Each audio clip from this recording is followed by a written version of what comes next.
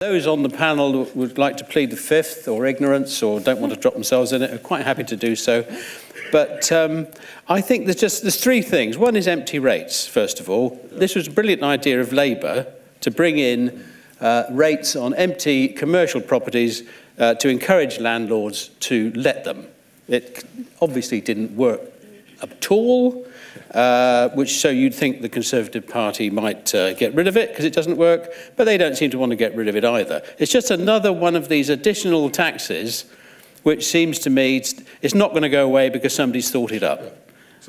Anything from either John or Emma on that? Well, my understanding is that for the first 3 months where you've got an empty property, then no rates are permitted to give that freedom and, well, to give the incentive to find somebody else. But the question is thereafter what you do. Yeah. But I think the challenge is in an era where local government have been an unprotected part of the government expenditure and have seen higher levels of changes to their grant from the Treasury, that there will be a problem in terms of the certainty of revenues. So in other words, I'm not writing the manifesto, but I don't see or hear anything about a significant change in that area. No. Okay. Would you like to undo your unfolling or not? I mean, as John has explained, for the first 3 months, if the commercial property is empty, you don't pay business rates, and then after that, the normal procedure would be that you would. I do think in some of the very sort of low-demand parts of the country, there is discretion for local authorities to look at extending that.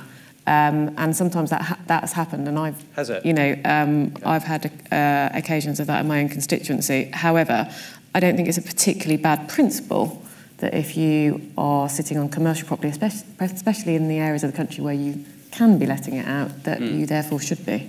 All right. Well, there's a chink of light there for people that want to vote Labour on the topic.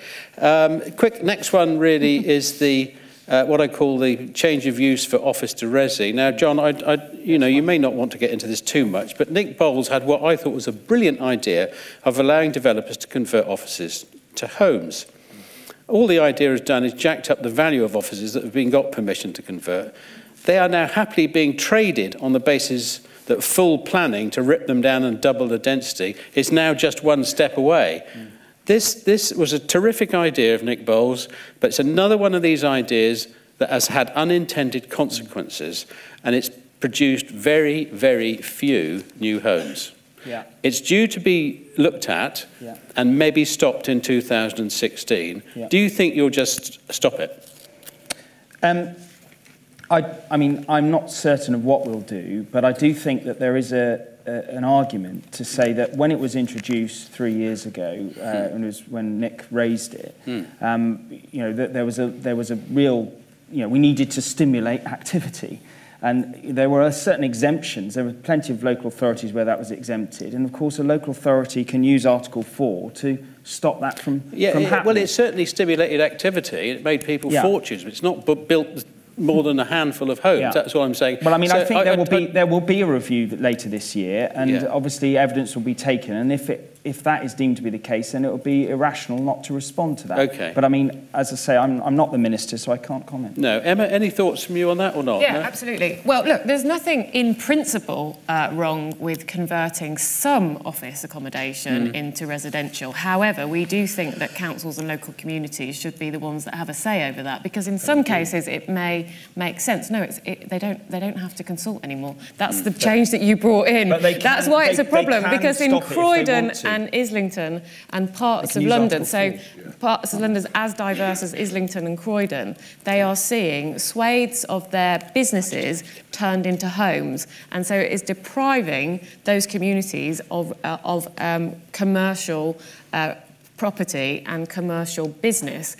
And, so I think that local councils should be in the driving seat on this in consultation with their communities, because certainly I've had lots of complaints from leaders of councils in London where obviously the value of residential property is so much higher because of the huge demand and the huge shortage that Steve very eloquently set out, having such a big impact on house prices, that if you are commercially minded, then lots of people are converting offices into resi because it makes you more money. So we certainly want to make sure that councils have a say over such things, and we do think that this particular experiment has had very deep unintended consequences for many different parts of high-demand areas in London. Okay. All right, I'm sorry to push this along a bit, but we need to get to the housing quite shortly. There's a very big political groundswell about the offshoring of property and the buying of property by offshore people. There is currently a farce in operation run by big funds, which allows their manage.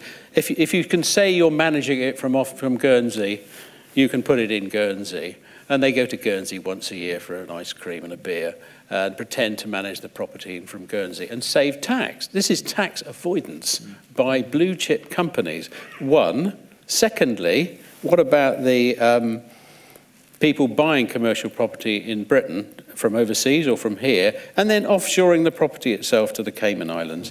I think perhaps Steve could have a little go at that, and then perhaps John and Emma if they want to chip in, really. Steve, what's your view on that? My view is that we've managed to create the most complex tax system in the Western world. And the more complex the tax system, the more opportunities there are for tax avoidance. This is not a property issue, it's a tax issue. It's a bit like the argument about whether global companies are avoiding tax by simply applying perfectly straightforward international rules on taxation. And that's something I think that either the World Trade Organization or the G20 or maybe even larger bodies have got to tackle, because it literally is at that level. I'm not surprised that developers and occasionally owners will use perfectly legal tax structures to take profits offshore. That's not for a property industry. That is for those who construct the kind of rules that we currently operate under. Incidentally, we're a relatively low tax economy. If you're a US corporation, you don't want to repatriate your profits from the UK because corporation tax in the UK at 21% is substantially lower than the 35% it is in the United States. We're actually a tax haven these days in Europe compared to many parts of the developed world.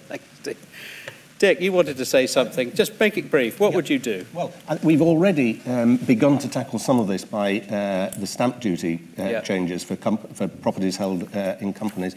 This is all part of the international push to reduce tax avoidance, and I think there'll be more action.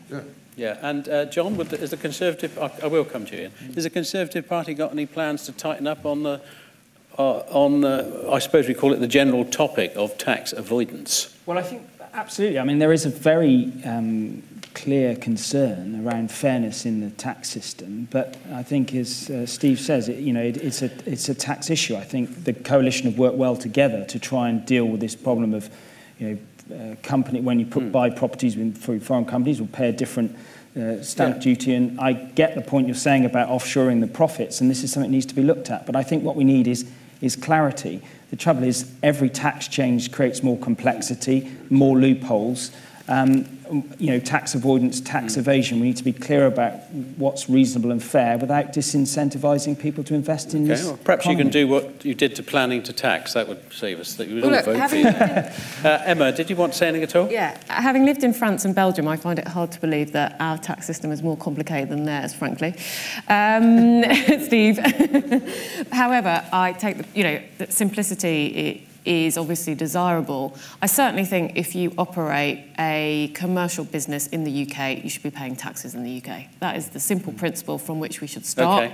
And Ian, we should try and make sure that, we tackle tax avoidance, make sure that people are paying those taxes. Well, Ian, all your members love to avoid tax by going to Guernsey, don't they? No, they don't, actually. The other thing to do, and that BPF has done with successive governments, is to make the structures in the UK as attractive as possible. So, REIT reform, PAFEs, and making sure that those are attractive to remain in the UK or to come onshore. And REITs at the moment don't really work, for example, for large-scale residential investment. And if we want to bring that onshore, that's one thing that could be done to bring it onshore. Okay.